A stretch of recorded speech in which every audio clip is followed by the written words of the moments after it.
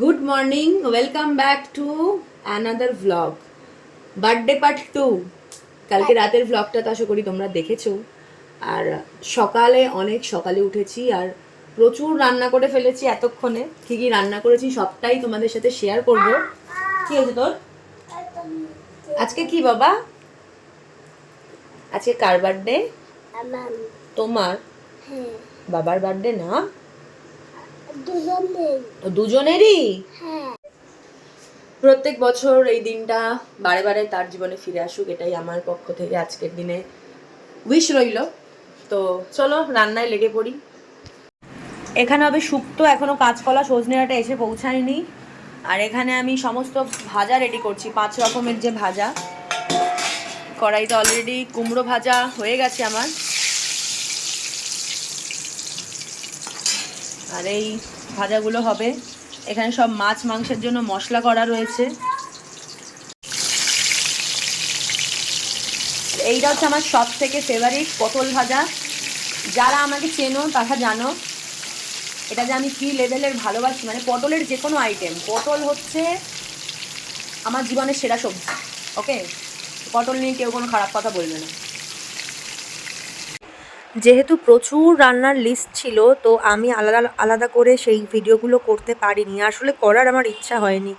এত গরম লাগছিল, ঘেমে স্নান করে গেছিলাম, সেই কারণে একটু একটু তোমাদের দেখাচ্ছি। এই এখন দই কাতলা ফুটছে টকবক করে, এদিকে চিকেনটা ভালো করে ধুয়ে নিচ্ছি। আর চিকেন আনা মানেই এত জল আমি নষ্ট করি, মানে আমার শান্তি হয় না যতক্ষণ না মাংস থেকে সাদা জল বেরোয় আর কি। যাই হোক, এদিকে পটল চিংড়িও আমাদের রেডি।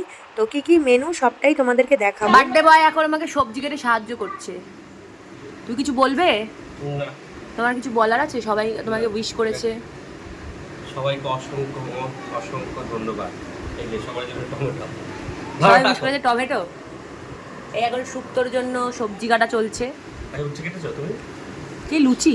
উচ্ছে? হ্যাঁ, উচ্ছে কেটে ভাজা হয়ে গেছে আমার। না, এই দেখো শুক্তো প্রায় রেডি, দুধ শুক্তো বানাচ্ছিলাম। আর এদিকে চিকেন কষাতে দিয়েছি। তো দুটো একসাথে পাশাপাশি কড়াইতে বসিয়ে দিয়েছিলাম, কারণ যেহেতু অনেক রান্না তো করতে সময় লাগবে। আর কিছুতেই এই থালাটা আমি আর খুন্তি দিয়ে সরাতে পারছিলাম না। যাই হোক, চিকেন সবেমাত্র একটু সেদ্ধ হতে শুরু করেছে।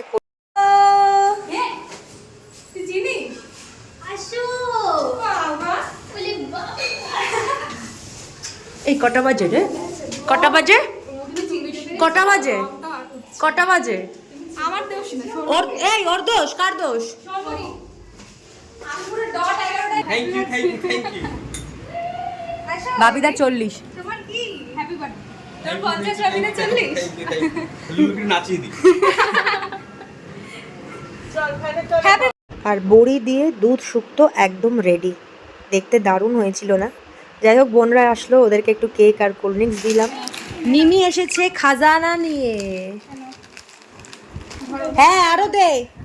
অভদ্র ব্যবহার করে তারপরেও দিস। হাতে ধরো হাতে ধরো। আরেকটা কোথায় গেল? খাঁজ কোজোর থেকে সব বেরোচ্ছে। নিমিকে এবার থ্যাংক ইউ বলো। কি হোয়াট? খুলে দাও। আমি সবগুলো আমি খাবো। আমি চাই তুমি খাবে। এখন একটা লালিপপ শুধু খুলে দে। একটা লালিপপ শুধু খুলে দে, আর কিচ্ছু বাকিগুলো কি বল? আরে এমনি ব্যাগটা বার কর। ইস, কালকে আমি একটা ব্যাগ কিনলাম না আমার জন্য। ও এরকম ব্যাগ ভালো হয়েছে আমাদের। জিনিস নিয়ে thank you thank you thank you so much. এটা দিল্লি নিয়ে যেতে পারবো আমি। হ্যাঁ, নিয়ে যাও জিনিসপত্র প্রোগ্রামের। একটা টলি যায়, একটা এটা কাছে যাবে, হাতে সুন্দর, এর মধ্যে ল্যাপটপও ধরে যাবে সব। ওই হিসাবেই থ্যাংক ইউ। সমস্ত রান্না কমপ্লিট। আর এদিকে আমি কাঁসার বাটি আর থালাগুলো ভালো করে ধুয়ে নিচ্ছি। মাজাই ছিল, ঢেকে রাখাও ছিল এক জায়গায়, তবুও খাওয়ার আগে একবার ধুয়ে নেওয়াটা ভালো। অনেকটা বেলা হয়ে গেছে, চট করে স্নান করে একটু রেডি হয়ে আসা যাক। আমি স্নান টান করে এখন একটু সেজেছি, বাবা কারণ আমার বরের জন্মদিন, তো তাই আমি একটু সেজেছি। High, hello. তুমি কি করছো? জামাল জামাল চলে এসে ক্যামেরা করে করতে হবে না তোমার। স্নান টান করে সবাই এখন মিলে খেতে বসবো। আর যার জন্মদিন তার জন্য আগে থালিটা সাজিয়ে নিই। অনেক সকাল থেকে রান্নাগুলো করেছিলাম বলেই কিন্তু মোটামুটি 12টা সাড়ে 12টার মধ্যে আমার সব রান্না শেষ হয়ে গেছিলো। প্রথমেই দিচ্ছি দুধ শুক্তো। এটা কিন্তু আমার ভীষণ প্রিয় একটা পদ, আর যার জন্মদিন তারও কিন্তু ভীষণ প্রিয়। তারপর ছিল মাছের মাথা দিয়ে মুগের ডাল, সেটা ভিডিওতে খুঁজে পাচ্ছি না। নেক্সট আইটেম হচ্ছে পটল চিংড়ি। আমাদের বাড়িতে কিন্তু যে কোনো অনুষ্ঠান হোক পটল চিংড়িটা হতেই হবে। তারপর একে একে এখন দিচ্ছি দই কাতলা। দই কাতলা ওটা আমি পোস্ত, কাজু কিশমিশ বাটা আর টক দই দিয়েই করেছিলাম। আর এটা ছিল সর্ষে ইলিশ। সর্ষে ইলিশের রেসিপি তো নতুন করে কিছু দেওয়ার নেই, একদিন আলাদা করে না হয় সবার সাথে শেয়ার করব। অনেকেই আছে যারা মাটন খায় না আমাদের বাড়িতে, তো সেই কারণে সর্বসাকুল্যে একেবারে সবার জন্য চিকেন করা হয়েছে। তবে মনে হয় না এত মাছ টাছ খেয়ে আমরা কেউ আর চিকেনটা খেতে পারবো। যাই হোক, তারপর ভাজা ছিল মাছ ভাজা, বেগুন ভাজা, আলু ভাজা, পটল ভাজা, কুমড়ো ভাজা, কাঁকরোল ভাজা। কিন্তু ব্যাপারটা হচ্ছে 5-এর জায়গায় 6 রকম ভাজা হয়ে গেছে। তখন বসে আমি গুনছিলাম। যাই হোক, তাতে কোনো অসুবিধা নেই। সবশেষে শসা, পেঁয়াজ, লেবু, একটু কাঁচা লঙ্কা দিয়ে গার্নিশ করে দিলাম। আর এখন যেটা পরিবেশন করছি সেটা হচ্ছে আমের চাটনি আর পায়েস। এই দুটোই কিন্তু প্রতিবারের মতো মাই বানিয়েছে। তারপর গ্লাসে ঢেলে দিলাম জল, আর এদিকে সাজিয়ে নিলাম মিষ্টির থালা। আমাদের শেওড়াফুলির ফেমাস সত্যনারায়ণের দই আর মিষ্টি, এটা তো থাকতেই হবে। এদিকে উনি খেতে বসে গেছেন, আর আমি একে একে ভূতের রাজা দিল বরের মতো সব বাটি সাজিয়ে দিয়েছি। এবার এখন অনেকেই বলবে এত রান্না করার কি দরকার, এত তো খেতে পারে না। আরে ভাই, ও একা খাবে না, আমরা সবাই মিলেই খাবো। আর আমাদের বাড়িতে যে কোনো অনুষ্ঠানই হোক না কেন, অনেক রকম রান্না করে, যার যার জন্মদিন হোক, বিবাহবার্ষিকী হোক, আমরা একসাথেই রান্না করে খাওয়া দাওয়া করি। সেটা একটা আলাদাই মজা। এত রান্না একা সত্যি কেউ খেতে পারে না। আর এদিকে প্রথম খাবারটা একটু আমিই না হয় খাইয়ে দিই ভালোবেসে। ওকে সাজিয়ে গুছিয়ে খেতে দেওয়ার পর এরপর আমরা খাবো বাড়ির লোকেরা। তো যার জন্মদিন তিনি আগে খাক, খেয়ে কেমন লাগলো জানাক। আর আমি একা না, আরেকজন এসেছে আমার পেছন পেছন। উনি এখন বাবাকে একটা ক্যাডবেরি গিফট করছেন, কারণ বাবার জন্মদিন বলে কথা। আর এখন আমাকে দেখে উনিও এখন বাবাকে একটু ভাত খাইয়ে দেবেন। ঠিক আছে, দেখেই তো ছোটরা শেখে। এদিকে বাড়ির সবাই বসে পড়েছে, আর আমি এখন পাতা দিয়ে ভাত ফাত সমস্ত কিছু দেব। আর আমি কিন্তু একটু পরে খাবো, কারণ খেতে খেতে সকলকে ভালোভাবে দিতে পারবো না। আর আমার কিন্তু খেতে দিতে, খাওয়ার পরিবেশন করতে ছোটোবেলা থেকেই ভীষণ এই কাজটা আমার ভালো লাগতো। তাই আমি মাঝখানে বসে সবাইকে খাওয়াচ্ছিলাম। আর আরেকজনকে দেখো, ওর খাওয়া অনেক আগেই হয়ে গেছে, কিন্তু আমাদের সবার সঙ্গে বসে উনি আরও একবার খাবেন, চারিদিকে ভাত ছিটিয়ে। ঠিক আছে, বাবার জন্মদিন বলে কথা, এটাই তো মজা, বলো। এই তো এগুলো কে খাবে? তুমি যে এগুলো রেখে দাও, আমি তোমার জন্য অর্ধেক অর্ধেক মাছ কেন খাবো? তুই দেড় খানা করে খাও। না, দেড়খানা তো খাওয়া যায় না।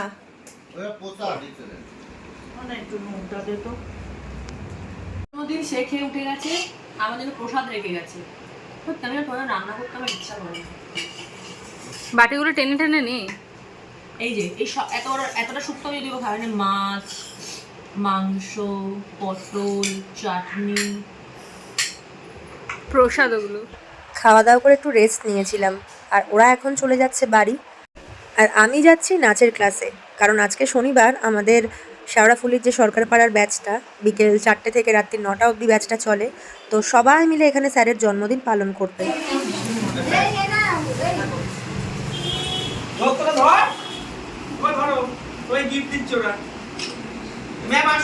তার ছবি তুলে দিই।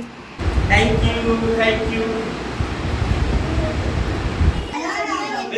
প্রত্যেক বছর মুছে দিই কিন্তু আমরাই, আমি আর মৌসুমী দুজনে। এবারেও মুছে দেবো। এটা ব্লগে ফেমাস হবে, ভাইরাল হবেই হবে। প্রিয়াঙ্কা মায়ের ব্লগে কি বলে দাও তুমি? দুটো ব্লগ আর বলো। আপনারা সাপোর্ট করুন, লাইক করুন। প্রিয়াঙ্কার মায়ের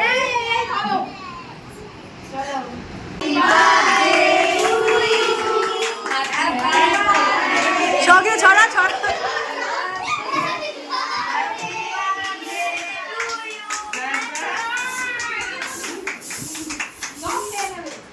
ব্যাস, কেকের মধ্যে সব করছো।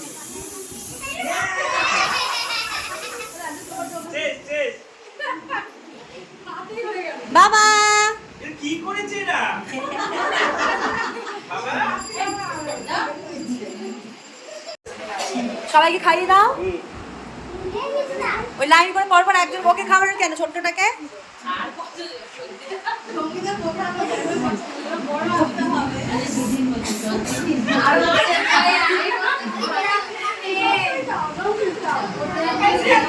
এই যে তোমার পাশে পুচকিটা খাওয়ানি ওকে, আরো কিনে আনবি।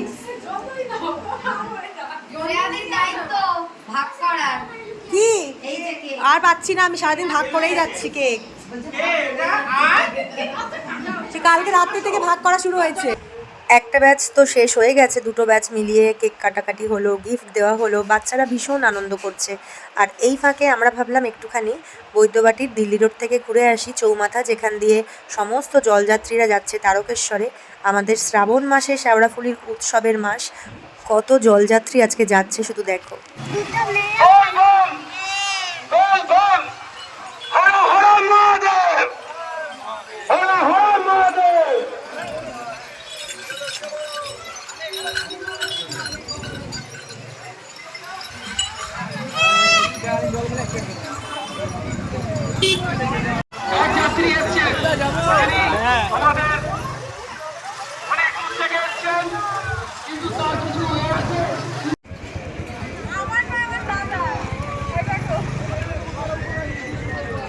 কিরে কি করছো, কেমন আছো? অনেক ব্যস্ততা সকাল থেকে গেল, আর এই সময়টা শুধুমাত্র আমাদের তিনজনের। সারাদিনের হাজার ব্যস্ততার মধ্যে ঠিক একটু সময় বার করে তিনজনে মিলে কিন্তু একটু ঘুরে আসলাম বটে। এখন আবার যাচ্ছি ক্লাসে, সেখানে হবে আবার সেলিব্রেশন। তোমরাও দেখতে থাকো বই কি। চলে এসেছি ক্লাসে, এটা আরেকটা ব্যাচ স্যারের জন্য কেক নিয়ে বসে আছেন। তো ওদের সঙ্গে কিন্তু আমার পুচকেটারও ভীষণ আনন্দ, কারণ সকাল থেকেও বলছে আজকে বাবার নয় আমার জন্মদিন। তো ওরও খুব খুব আনন্দ হয়েছে আজকে। আর এখানে সব পুচকেগুলোকে একটুখানি চকলেট দেওয়া হচ্ছিল। আসলে এই ভালোবাসাটাই কিন্তু আমাদের জীবনের সবটুকু। এইটুকু প্রাপ্তি বা কার হয়? এই ভালোবাসাটাই তো আমাদের জীবনের পরম শান্তি। সবাই ধরো। দাঁড়া জ্বালিয়ে দিই, এটা আবার জ্বলতে। আমিও ভয় পাই প্রচন্ড। কিচ্ছু হবে না, হাত তুলে দে। Happy birthday to you, happy birthday to you, happy birthday two.